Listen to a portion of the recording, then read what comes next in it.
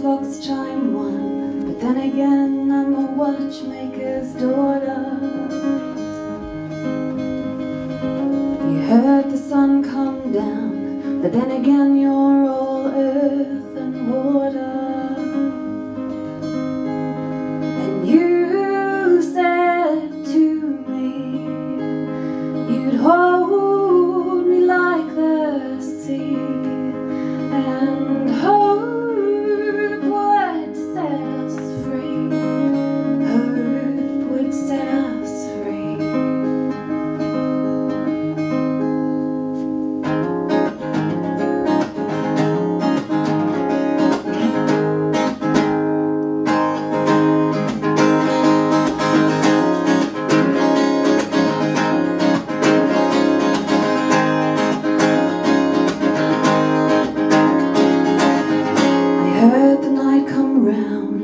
she's all tits and lips and pouting. I tried to talk her down. She's all fits and fists and shouting. And you said to me you'd hold me like the sea, and time would set us free. Hoping time would set us free.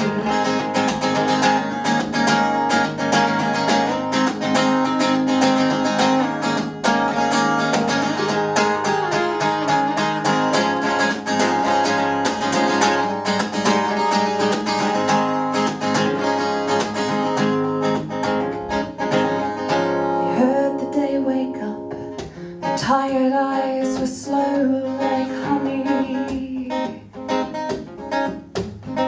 Wiped the makeup off, she's got curves like it's not funny. And you said to me you'd hold me like the sea, and love would set us free. Hoping time and love would set us free.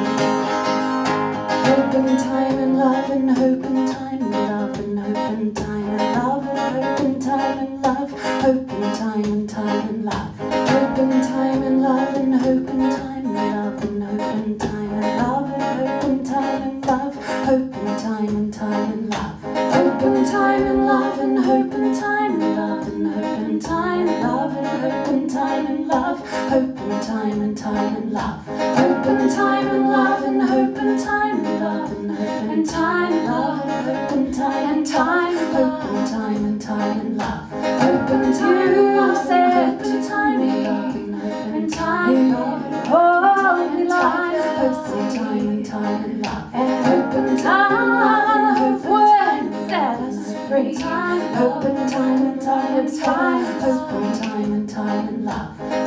You said to me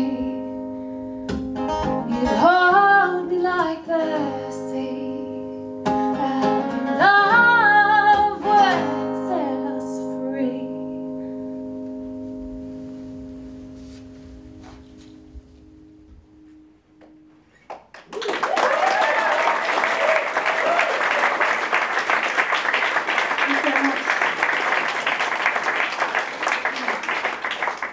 Just out of interest, how many of you here today are wearing watches?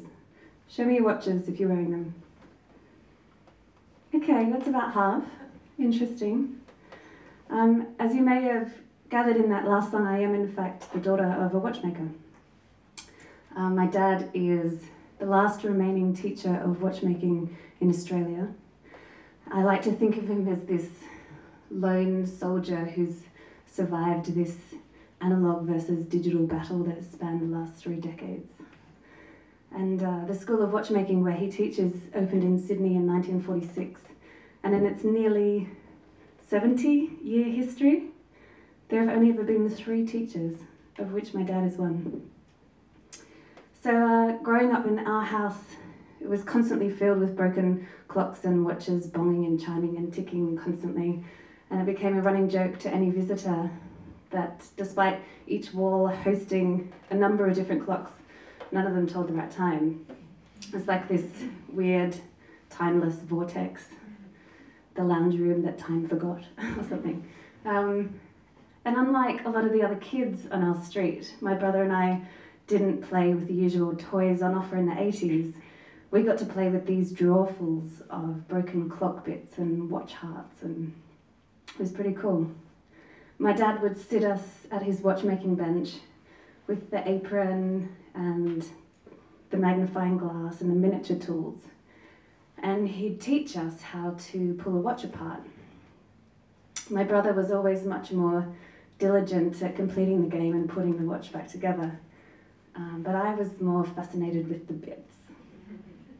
These tiny little cogs and springs and wheels and levers that created this tiny, intricate little thing that controlled time. No, it didn't control time, it was time. And so from a very young age, that kind of got me to thinking, what is this drumbeat that the whole planet moves to? You know, does it hold us together or does it regulate us apart?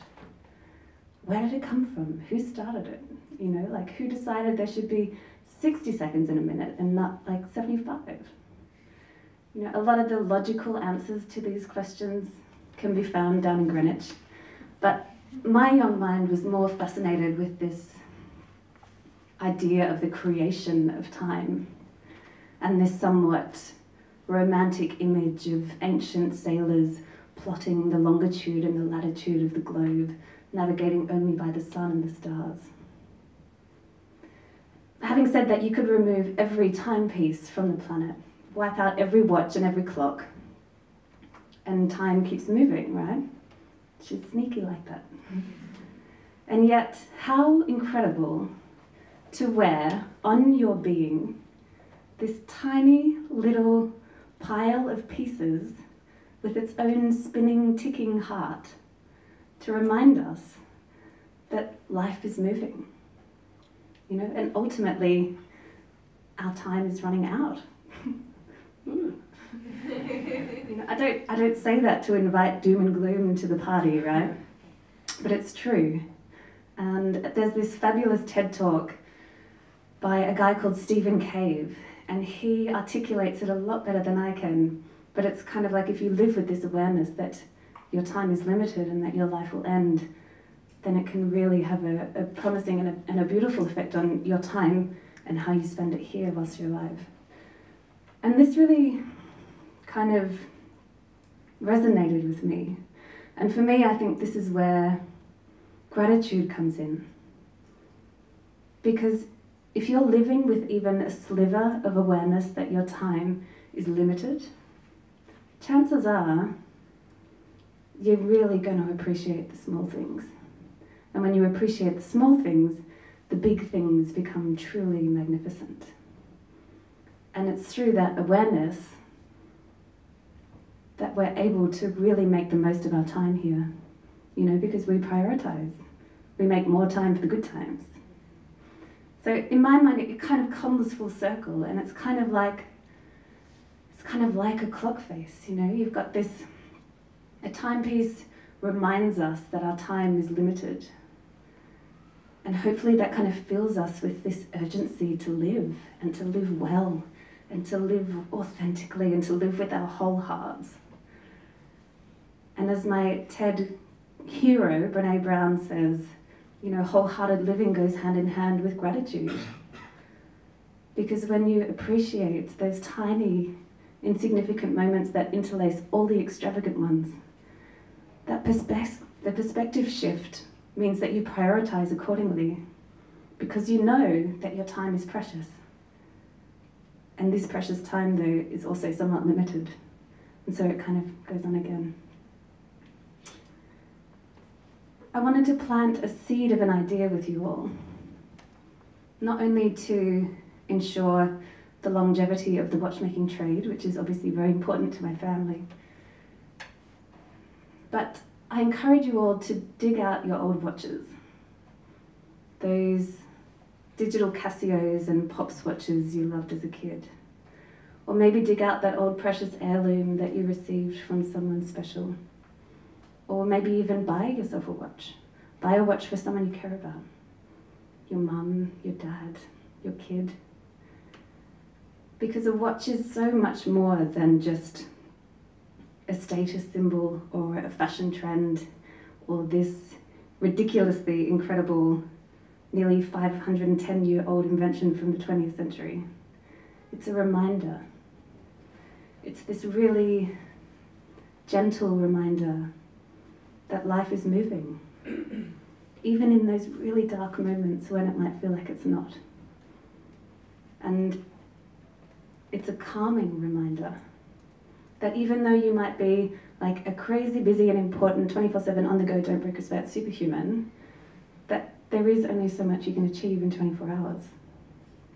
And it's a humble reminder that yes, our time is limited, but if we live with gratitude for the small things, this can really bring the perspective we need to make the most of our time here and to really connect with people eye to eye and heart to heart, because hey, his watch is ticking too, you know?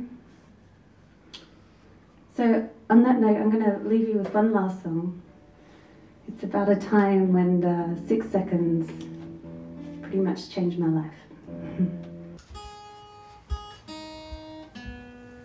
That'll do. Sometimes good enough is really effing good, you know?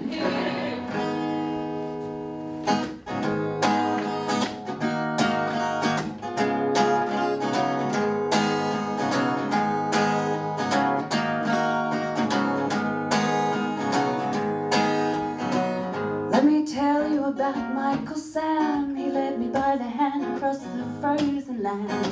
He said, babe, I'm gonna make a real woman of you.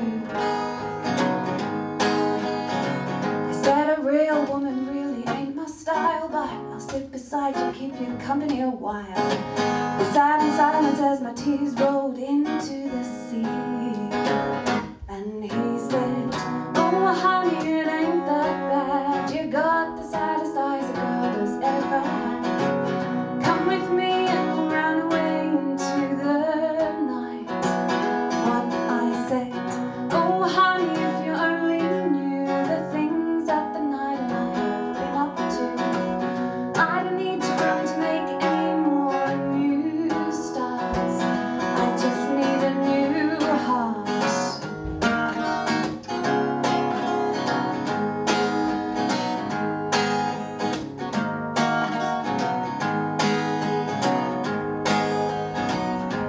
Tell you about Maggie May. Had the sweetest eyes that took my breath away. I said, babe, you're gonna make a real woman of me. She said, a real woman really ain't her style, but she'll sit beside me, keep me company a while. We sat in silence as the tears rolled into the sea. And I said, oh honey, it ain't that bad. You got the saddest eyes a girl has ever had. Come with me and we'll run away into the night. But she said, oh honey, if you only knew the things that the night and I have been up to. I don't need to run to make any more new starts. I just need a new heart.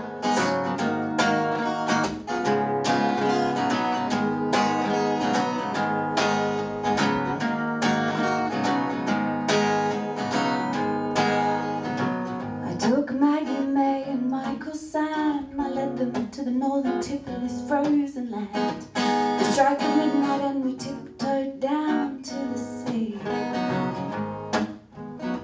I said, alright, now on the count of 3, you're gonna strip naked and run into the sea. It's gonna hurt like hell, but it'll set you free.